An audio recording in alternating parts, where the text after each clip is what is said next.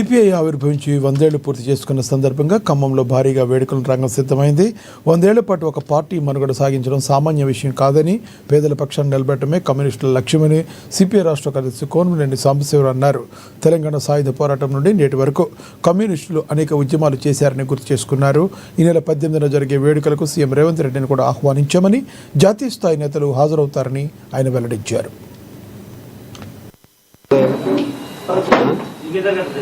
తెలంగాణలో హైదరాబాద్ జరిగే అవకాశం ఉంటుంది. కానీ ఖమ్మంలో మన సాంప్రదాయకమైనటువంటి కమ్యూనిస్టు ఉద్యమం ఉన్నటువంటి జిల్లా ఇది. పక్కనే నల్గొండ కానీ, పక్కనే ఇంకా అటు ఆంధ్రప్రదేశ్ కానీ, కృష్ణాది జిల్లాలు కానీ, ఇక్కడైతే అన్నిటికీ సెంటర్గా ఉంటుందని ఇక్కడ పెట్టుకోవడం జరిగింది. మా కామ్రేడ్స్ కూడా, ఖమ్మం జిల్లా కామ్రేడ్స్ చాలా కష్టపడుతున్నారు. ఛాలెంజ్గా తీసుకుని కష్టపడుతున్నారు, భయపడకుండా కష్టపడుతున్నారు. ఎందువల్లంటే వాళ్ళు 4 రోజుల ప్రోగ్రాం. మొదటి రోజు బహిరంగ సభ, తర్వాత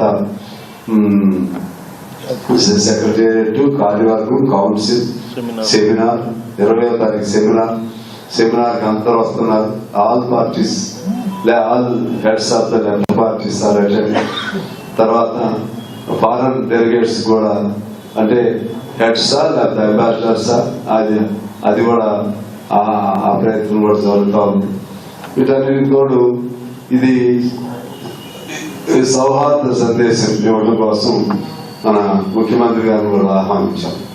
ఆయన కూడా వస్తున్నాడు.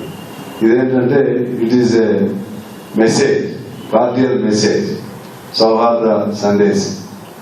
దానికి ఆయన కూడా వస్తున్నాడు. అంటే